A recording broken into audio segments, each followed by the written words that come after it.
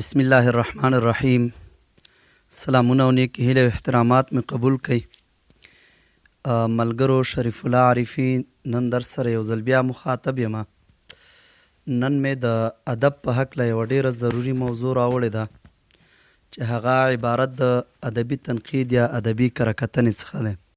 کره کتنه کوم پړاوونه لري، د کره کتنې ادبي مکتبونه کوم دي، او د یو کره کتونکي صفات څه شی دي، د هغه خبرې دي چې موږ یې نن په دې درسي ویډیو کې در سره شریکوو او تشریح کوو. کره کتنه کوم پړاوونه لري، هغه کوم پړاوونه دي چې په یو کره کتنه کې ترسره کیږي، په کومو پړاوونو ترسره کیږي. یو کره کتونکی په یو تخلیقي اثر کره کتنه په دریو پړاوونو سره سرته رسوي. په دریو پړاوونو سره سرته رسوي. اول دا ده چې د اثر تحلیل کوي، یعنی په دې کې یوازې د اثر تجزیه کوي، تشریح یې کوي، په دې کې حقایق او مثالونه دا ټول راټولوي، د متن نه او خلص شکل باندې وړاندې کوي. نو د اثر تشریح شو، تحلیل شو. په دوهم پړاو کې د اثر د څرنګوالي موقعیت ټاکي. موقعیت په یو ادب کې مقام ټاکي چې په کوم مقام کې واقع دی. او دریم پړاو دا دی چې د اثر ارزښت راښایي، ارزښت پکې پیدا کوي، ارزښت موندنه کوي. یعنی څومره ګټور دی، څومره کمزوری دی. دا کار هغه صورت کې کېدلی شي، بیا وایم چې دا کار کله چې نقاد یا کره کتونکی عادل شخصیت وي، بېطرفه کار وکړي، دا په هغه صورت کې کېدلی شي. د مینې ښکار نه شي، د کرکې ښکار نه شي، له ډېرې د افراط او تفریط نه کار پکې وانخیستلی شي. هلته بیا دا ګټه ور تمامیږي. کره کتنې ډولونه په څو ډوله دي؟ کره کتنه کم کم ډولونه لري؟ کره کتنې ډولونو په هکله ډېر ستونزمن کار دی. مختلف کتابونو، مختلف پوهانو کره کتنه په مختلفو اقسام او ډولونو باندې ویشلې ده، او دا موضوع دومره حد ته پراخه کړې ده چې د خلکو د دلچسپۍ نه بهر شوي. ډېر زیات اقسام په یو خوله نه دي. هر ادب پوه جدا جدا خپل ډولونه او اقسام یې بیان کړي دي. دلته مسله مغالطه دا ده، غلطېدل پکې داسې کېږي چې ځینې ادب پوهانو د کره کتنې اقسام او د کره کتنې ادبي مکتبونه دا یې په یو کې حساب کړي دي، ځینو جدا کړي دي. هر هغه چا چې د ادبي کره کتنې ډولونه جدا کړي دي هغه ګټور، یو څه اندازه اسانه تمام شوي دي. او هغه چې ادبي مکتبونه یا سبکونه یې د ډولونو سره یو ځای بیان کړه هغه ډېر ستونزمن شوي دي. خو بهرحال دلته به یې موږ د کره کتنې ډولونه جدا بیان کو او ادبي مکتبونه به یې جدا بیان کو. خو کوشش کوو چې لنډ لنډ ډول یې بیان کو تر څو ستاسې د ستړي کېدو سبب ونه ګرځي. په عمومي لحاظ سره ادبي کره کتنه په دوه ډوله ده. ادبي کره کتنه په دوه ډوله ده، او همدا پکې ډېره مهم هم ده او ګټوره هم ده. په عمومي لحاظ سره، په عام لحاظ ډېر ادب پوهان چې په اتفاق یې کړی دی نو په دې کره کتنو اقسام باندې کړی. یو دا ده چې نظري کره کتنه ده، نظري کره کتنه. بله دا ده چې عملي کره کتنه ده. نو په دوه ډوله شوه، نظري کره کتنه او عملي کره کتنه، نظري تنقید او عملي تنقید. په نظري کره کتنه کې یو ډول اصول او روشونه دي، میتودونه دي چې د هغې په مرسته د ادب اړوند مسایل تر څېړنې لاندې نیسي. د ځینې اصولو په رڼا کې ادبي مسایل تر څېړنې لاندې نیسي. یعنې د فن بنیادي څیزونو باندې بحث کیږي. لکه څه شی، په کوم شیانو باندې بحث کیږي؟ ادب څه دی، په دې بحث کیږي. د ادب مقصد څه دی، د څه په خاطر ترسره کیږي، د ادب ضرورت څه دی، یا دا کوم تخلیقي اثر چې رامنځته شوی دی د دې څه ضرورت دی، ضرورت څه په دې باندې بحث کیږي. ښکلا پکې څومره ده، جمالیات، تخیل پکې څومره دی، حقیقت پکې څومره دی، یا د حقیقت څه ته وایي، ښکلا څه ته وایي، تخیل څه ته وایي، خیالات دا پکې څه ته وایي. نو دا چې په کومو شیانو کې څېړل کیږي دا نظري کره کتنه کیږي. او په عملي کره کتنه کې د همدغو اصولو، د همدغو میتودونو، د همدغو قوانینو، د همدغو طریقو د مخه د فنپارې معیار ټاکلی شي، معیار، او د مختلفو تنقیدي مکتبونو د سیوري لاندې د فنپارې په هکله فیصله اورولی شي. ځینو نورو پوهانو هم کره کتنه تقسیم کړې ده. ګورې کره کتنه په عمومي لحاظ او مهم هم ده، نظري کره کتنه ده او عملي کره کتنه ده. ځینو نورو بیا هم تقسیم کړې ده چې جارج واټسن په کتاب کې، کتاب نوم دی د لیټریچري کریټیک کې لیکلي دي چې کره کتنه په 3 ډوله ده: قانون جوړونکي کره کتنه، نظري کره کتنه او توضیحي کره کتنه.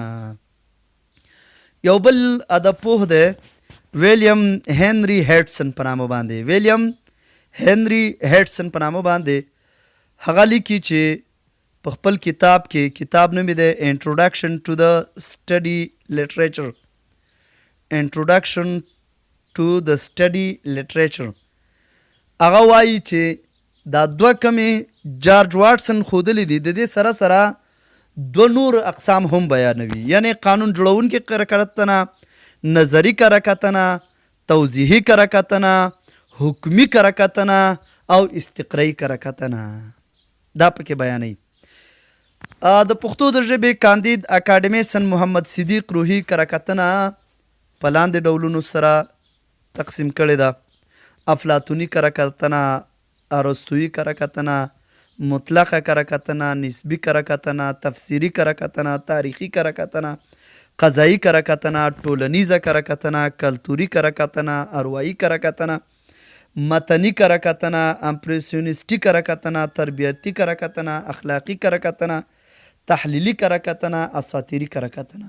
خو په دې کې ډېر هغه شیان دي چې کره کتنې مکتبونو پورې اړه لري. او یو بل لیکوال دی هغه کاندید اکاډمیسن دکتور محمد رحیم الهام، هغه هم کره کتنه په ځینې اقسام باندې ویشل، لکه مارکسیسټي کره کتنه، اروا څېړنیزه کره کتنه، ژبپوهنیزه کره کتنه، سبک پوهنیزه کره کتنه، فارمیلسټي کره کتنه، اسطورهیي کره کتنه، فلسفهیي کره کتنه او داسې نور ځینې اقسام دي. خو دا څومره اقسام که راجمع کړم نو دغه 2 کره کتنو اهمیت یا هغه پې زیات دی، وړتیا پې زیاته ده چې هغه نظري کره کتنه ده او عملي کره کتنه ده.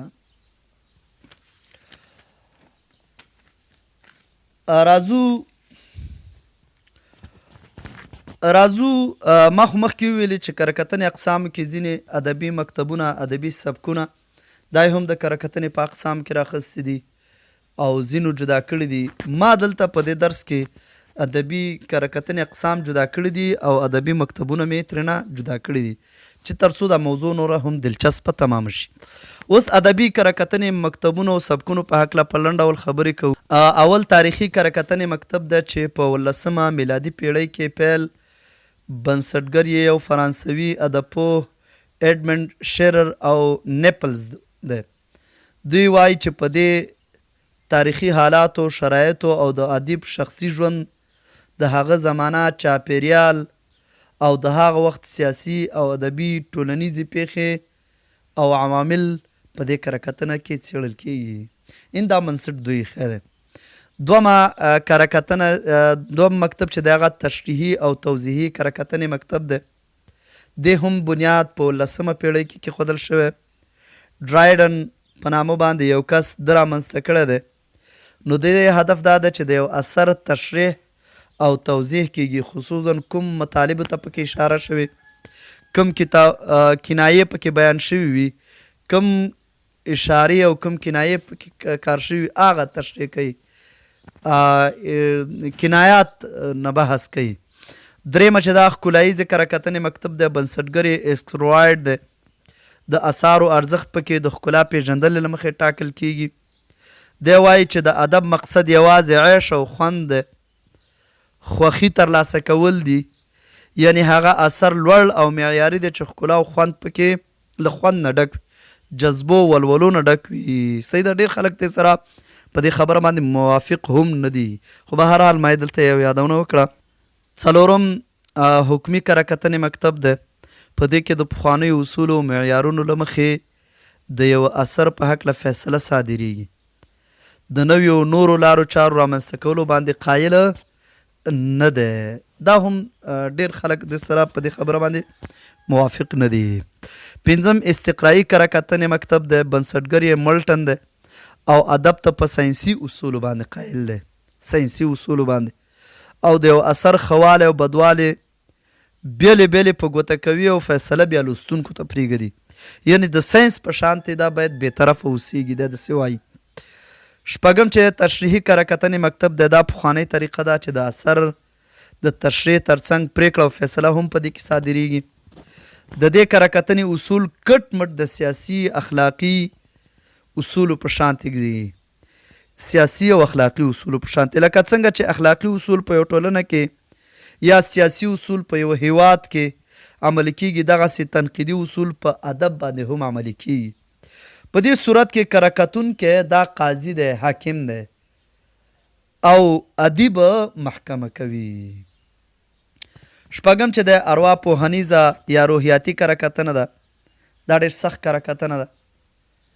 دا نوې کره مکتب دی چې بنسټګر یې فرویډ او هغه وایي چې د یو شاعر یا د یو لیکوال تحت الشعور باید مطالعه کړلی شي. تحت الشعور دی وایي روحي عوامل ځان ته معلوم کړلی شي چې د دې اثر د رامنځته کېدلو لامل ګرځېدلی دی. په روحیاتو د یو لیکوال باندې ځان باید پوه کړي کره کتونکي. یعنې په شعوري ډول باندې یا شعوري حالاتو کې موږ د انسان د جذباتو په ډیره کمه برخه باندې پوهېدلی شو، خو د هغه په تحت شعور کې ډیر ښه او په ډیر څو ډول ډول کیفیتونو چې د ده په وجود کې پټ دي، په دې باندې موږ ښه پوهېدلی شو. یعنې دا په باطني کیفیاتو باندې باید پوهه پکار ده، خو دا ډېر ستونزمن کار دی. انسان پیژندنه سخت کار دی، ارواپوهنه سخت کار دی.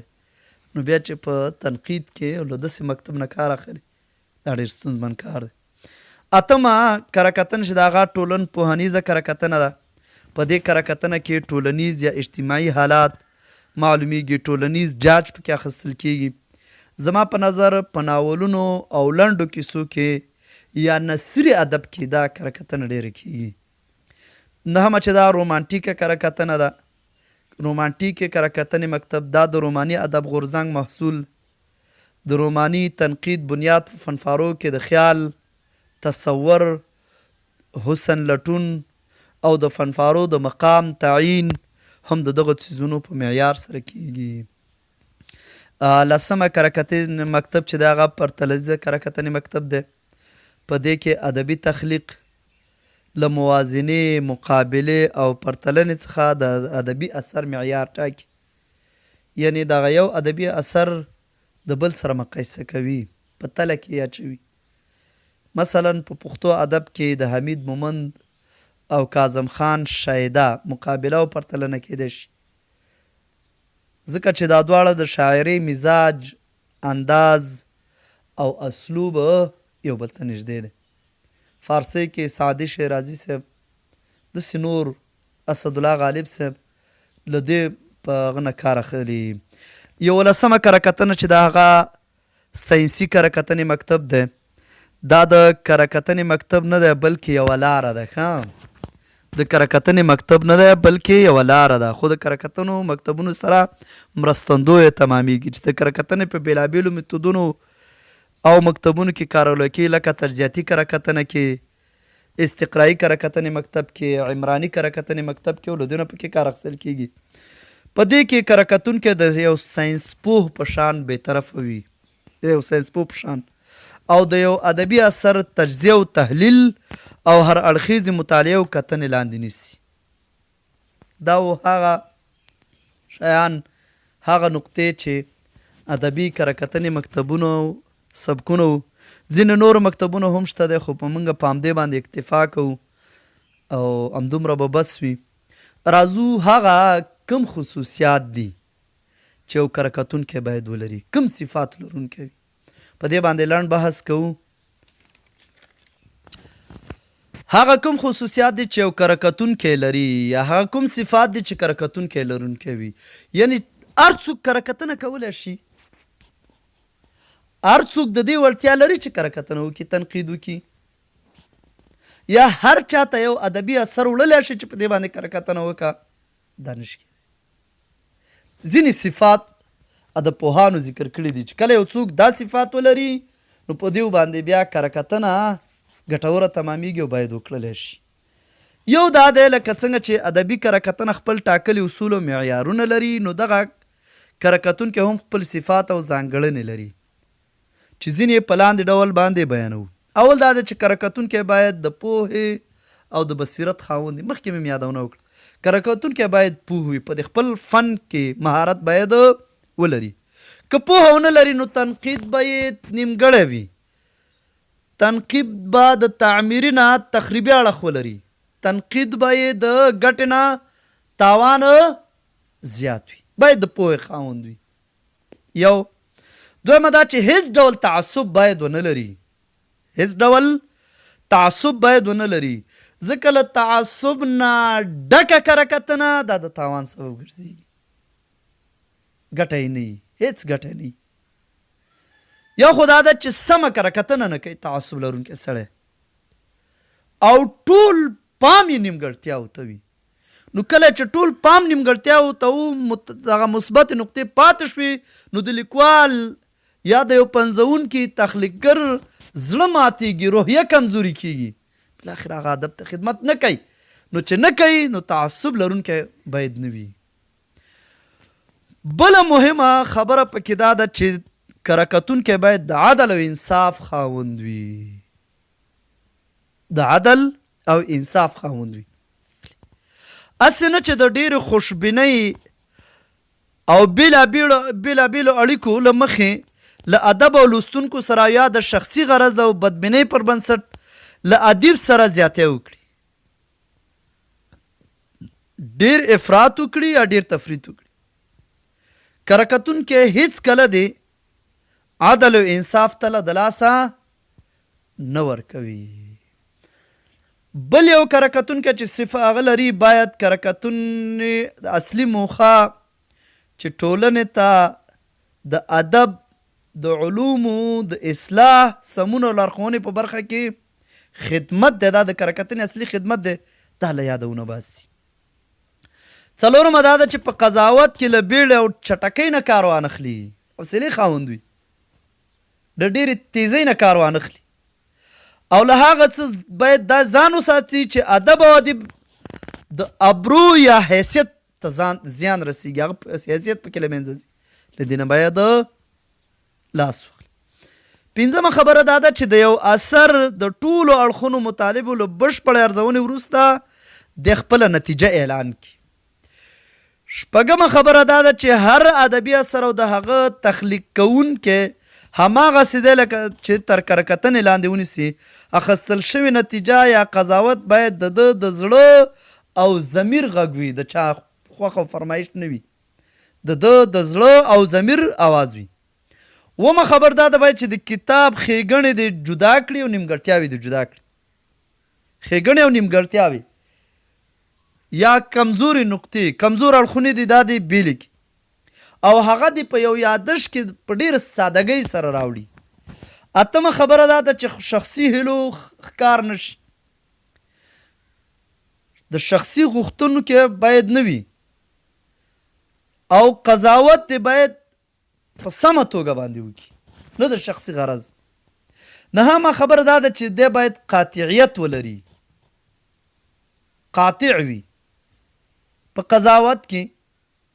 اومه خبره دا ده، لسمه خبره دا ده لسمه خبره دا ده د نتیجې او قضاوت د بیان په وخت کې باید د دغه ډول کلمو کارول څخه ډډه وکړي چې ووایي ممکنه ده ووایو ښایي ګوندې کولی شي ووایو احتمالا داسې الفاظ نه کار لري دا کار وانه خلي دا هغه صفات چې یو کره کتونکی لري باید کم کره کتونکی چې د دې صفاتو درلودونکی وو نو هغه کره کتنه هم سمه وي او کره کتنه هم د ګټې لرونکي وي د زیان نه خالي وي یا زیان یې کم وي او باید داسې خلکو ته خپل تخلیقي اثر ادبي اثر د کره کتنې دپاره وړاندې کړي د توجه نه مو ډیره مننه که چا زما د یوټیوب چینل نه وي سبسکرایب کړی نو د یوټیوب چینل در سره هم سبسکرایب کړئ